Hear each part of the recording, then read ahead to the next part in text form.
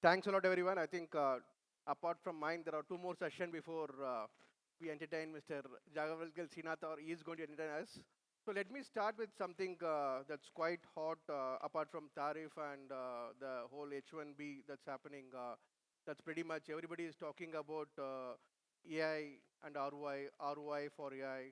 Sometimes I feel, are we trying to gauge something extremely soon? Today we had some fantastic session. Lalit spoke about in the morning. Shalini did speak about the boom that came into the world because of RPA and how did RPA give promise, executed, did not execute. I am one of those few people who was able to create billions in revenues because of RPA.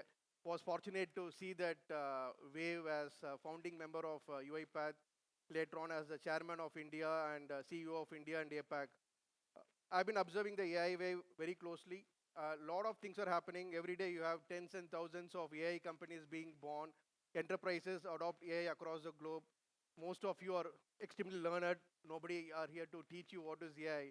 But what is extremely important is sooner or later, we are going to be measured as to what is the return that is really coming from AI.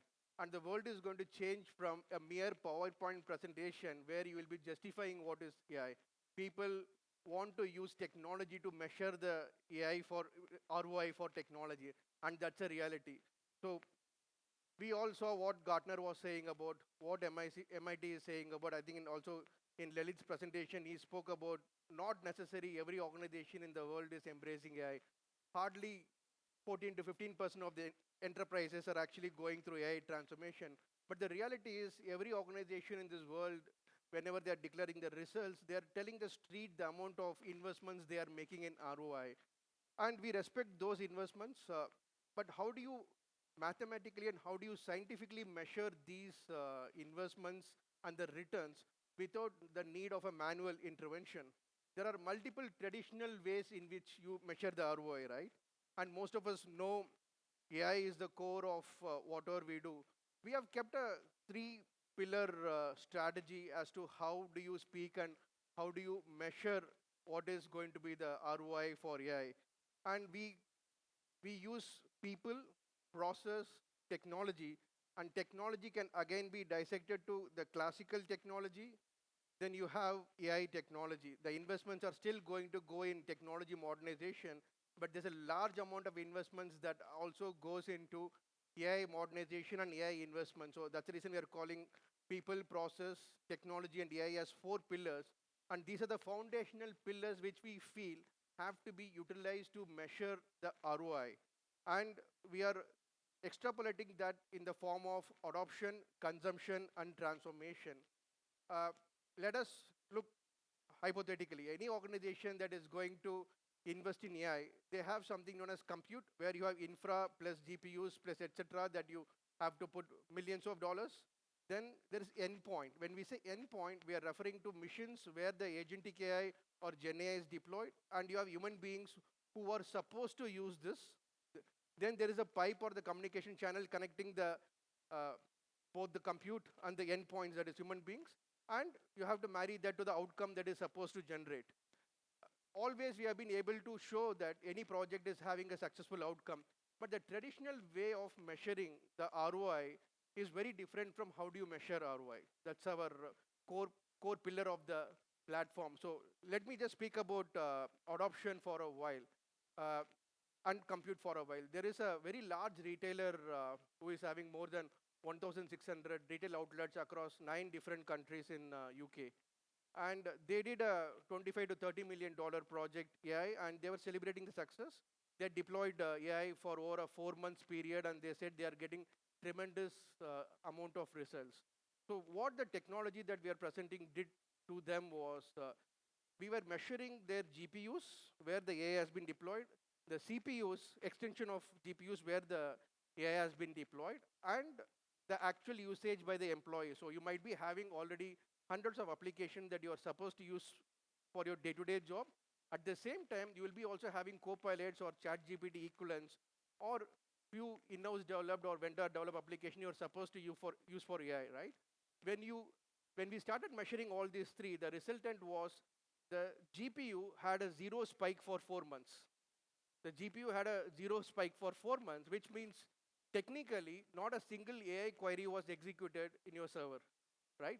So even though you could have invested $25 million, but where is the AI being used? Okay, the additional verification point is all the CPUs that is having as a child node of the GPUs again, where whenever you run a AI query or heavy duty AI stuff, it's supposed to spike after a particular percentage. It was not even spiking more than 7%. And when we were able to do the AI landscape assessment across all the employees were spending less than 5 to 6% of time in all the AI application put together in the organization.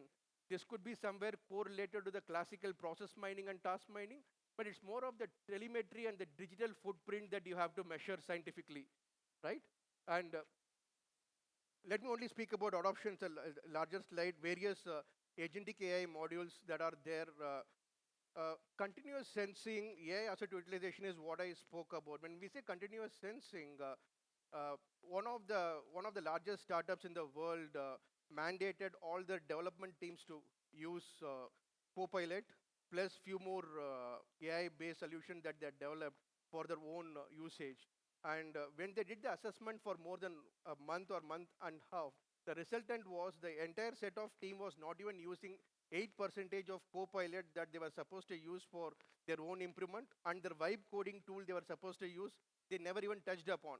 So on one side, from an organization point of view, top down, you feel you might have utilized X amount of millions for AI, but the actual usage, when it is almost nil, it's very difficult to qualify the ROI, right? Classical world, you are going to use a classical CFO model, use Excel sheets, and you pump in data. Here we are talking about real digital footprint and real digital telemetry, okay? Is it really adding up to the single point of truth, right? Because if, like I said, if all the three parts, the compute, the pipe, and the endpoints are employees, if they're not using what they're supposed to use, it's very difficult for you to qualify what you call as the ROI for AI. So we are presenting this scientific way of how do you use AI to measure the returns on investment for AI. That's a whole stuff. And once you are able to use this and you present this on a real-time dashboard to your management or to the employees who are using it, they themselves are going to be quite conscious of the visible AI, where you actually have a digital twin and a companion. The visible AI gets measured much easier, and that's the whole hypothesis in which we have been going with this platform. We are also partnering with multiple companies across the world who are creating similar IPs, trying to acquire or bring them into our fold, because we feel fast forward 6 months, 12 months, 18 months down the world, like you have ATMs in the world where you go and you can do instant withdrawal of money or instant transfer. The CFO will say, I want to know what is the ROI today for what you implemented yesterday, right? Because you are using AI. That's exactly what is going to be the shape of thing that is going to come. And realistically so, because you are using the power of AI. So if you can't measure AI using another AI, I think it's a sad story, right? So that's the stuff, and there are multiple other modules that are there. I think most importantly, what we speak about as how are we turning AI investments to outcomes. So I would leave food for thought for all of you. It's always good to follow the traditional way of measuring AI ROI or ROI for AI or for all the projects. But if there's a scientific way by which, without a touch of a button or relying on the human being, which is needed for validation, if you're able to automatically gauge every element of the Lego blocks of your organization, where the AI is being deployed, where the AI is being used, where it is being consumed, where it is not being consumed, you will be able to gauge a scientific way, and you are not going to leave it to guesswork or hearsay. I think that's a most important point, I feel, which will be coming again and again as we move forward into the world of AI. And there's no reason why we have to worry about the hype or success of a project, because you are having a technical way by which you are measuring and gauging these investments. So with that, I think the time is almost going to be over. I think I'm always going to be there outside of this. We'll be happy to take any questions, and we have ROI at Activ.ai. Please feel free to write any questions that you have, anything that you want. If you want to do a free landscape assessment of where you stand, more than happy to help. Thank you. Have a great evening. Thank you so much, Mr. Raghu. Thanks a lot. Let's give it